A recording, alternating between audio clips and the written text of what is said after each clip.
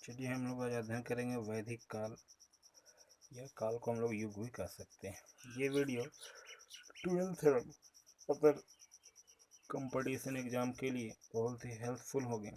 पहला क्वेश्चन, हड़प्पा संस्कृति के पतन के बाद भारत में एक नई सभ्यता का उदय हुआ, उसका क्या नाम था? तो हड़प्पा संस्कृति के पतन के बाद, पतन मतलब समाप्ति के बाद, एक सभ्यता का उदय हुआ, सभ्यता का विकास, उसका नाम क्या था? तो उसका नाम वैदिक सभ्यता था। अगला क्वेश्चन, वैदिक सभ्यता के निर्माता कौन थे? मतलब वैदिक सभ्यता के निर्माण बनाने वाले कौन थे? तो आर्य थे।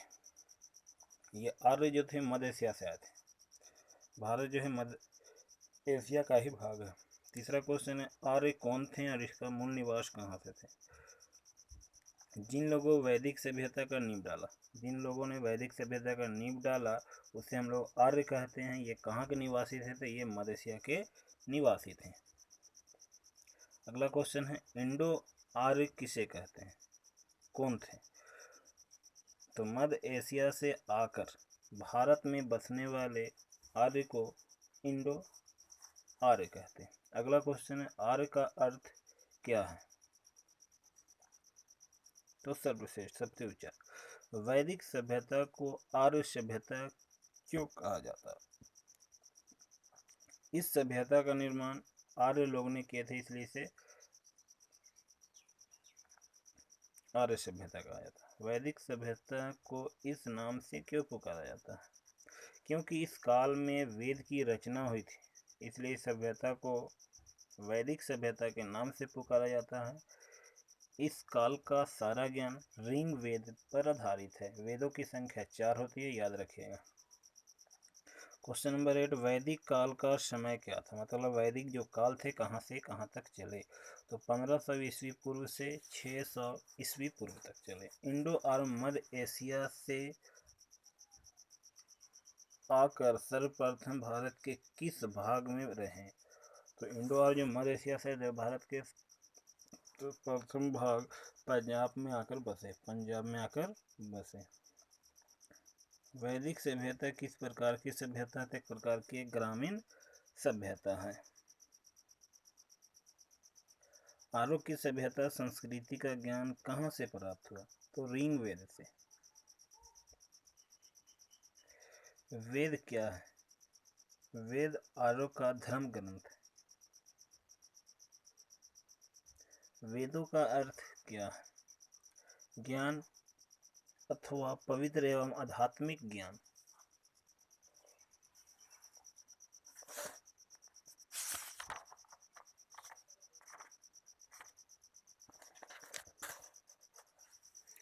चलिए अब अगला क्वेश्चन की ओर देख लेते हैं। अगला क्वेश्चन आ गया, वेदों की कुल संख्या कितनी है? तो वेदों की कुल संख्या 4 है। पहला है ऋग्वेद, जो सबसे पुराना वेद है। इसी वेद से लिया गया है गायत्री मंत्र। सामवेद, यजुर्वेद और अथर्ववेद, ये 4 वेद है। सबसे प्राचीन वेद कौन है? तभी हम आपको बताएं, सबसे प्राचीन वेद ऋग्वेद। वेदों की रचना किस भाषा में हुई? तो वेदों की रचना संस्कृत भाषा में हुई। संस्कृत भाषा सबसे पुरानी भाषा है। वेदांग क्या है? वेद का वह अंग जिसे शिक्षा, कल्प, व्याकरण, ज्योतिष का वर्णन है। इंडो आर्य कौन सी भाषा बोला करते थे? इंडो आर्य जो मध्य एशिया से आए थे भारत के पंजाब भाग में, वो कौन सी भाषा बोला करते थे? संस्कृत भाषा बोला करते थे। वेदों की रचना किस नदी के किनारे हुई? तो सरस्वती नदी के किनारे हुई। इंडो और सबसे पवित्र नदी किसे मानते थे? तो सरस्वती नदी को मानते थे, क्योंकि सरस्वती नदी के किनारे ही वेद की रचना की गई है।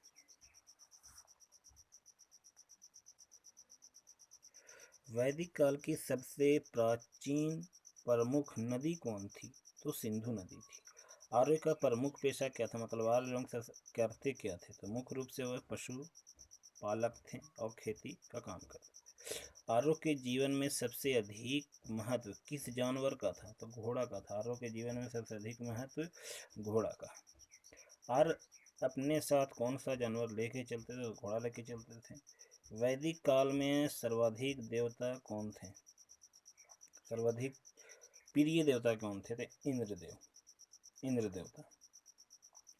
आर्यों के बीच किस वस्तु को लेकर लड़ाई हुआ था? तो गाय को लेकर हुआ था। अगला क्वेश्चन है, आर्य पुरोहितों को दक्षिण में कौन सी वस्तु दी गई थी? तो गाय और दाछिया, दासियां, गाय और दासियां।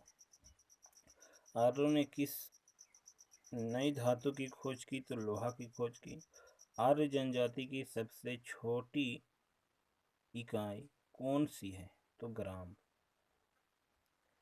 आर्य समाज में कई परिवारों के समूह को क्या कहा जाता है? ग्राम कहा जाता।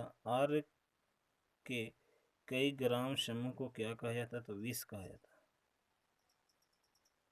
वहाँ परिवार था, यहाँ पर ग्राम के समूह थे। दोनों ये में थोड़ा सा अंतर है। चलिए अब अगला क्वेश्चन की ओर चलते हैं। 32 क्वेश्चन, वैदिक युग में सर्वोच्च अधिकारी कौन होते हैं? वैदिक युग में सर्वोच्च अधिकारी कौन होते हैं? तो हम लोग राजन कह सकते हैं या राजा कह सकते हैं। वैदिक काल में राजा के सलाहकार को क्या कहा? वैदिक काल में राजा के सलाहकार मतलब राजा को राय मशवरा देने वाले व्यक्ति को क्या कहा जाता था? पुरोहित कहा जाता था। वैदिक काल में दो महान पुरोहित कौन थे? उनका नाम बताइए। तो वशिष्ठ और विश्वामित्र। वैदिक काल में राजा को परामर्श देने वाली संस्था कौन थी?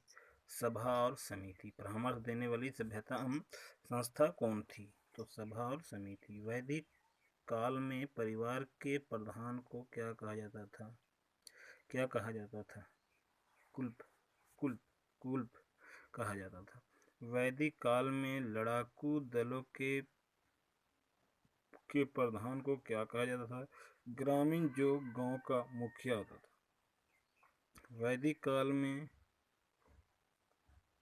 यशु किसे कहा जाता था? आर्यों के भारत आने से पहले यहाँ बसने वाले मूल निवासी को कहा जाता था। धार्मिक अनुष्ठान एवं पर्व त्योहार के अवसर पर वैदिक काल के लोग कौन सा पेय पिया करते थे? सोमरस।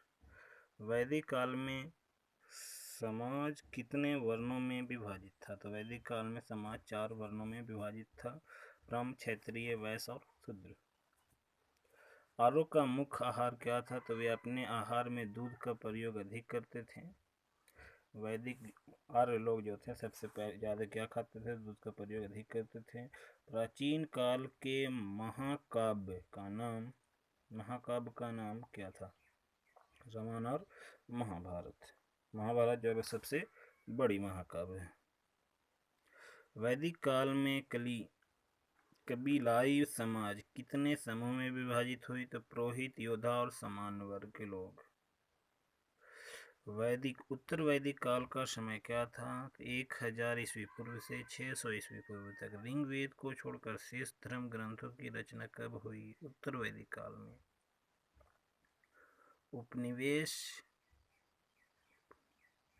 उपनिषद साहित्य क्या है? उपनिषद साहित्य एक प्रकार की दार्शनिक साहित्य है। उपनिषदों की ज्ञान का सारा तत्व परमात्मा में व्यक्ति तो आत्मा की विहीन होते हैं। सत्य में जयते शब्द कहाँ से उद्भूत हुआ? मुंडो उपनिषद से। पुराण क्या है? इनकी संख्या कितनी है? तो पुराण एक धर्म ग्रंथ है, इनकी संख्या 18 है।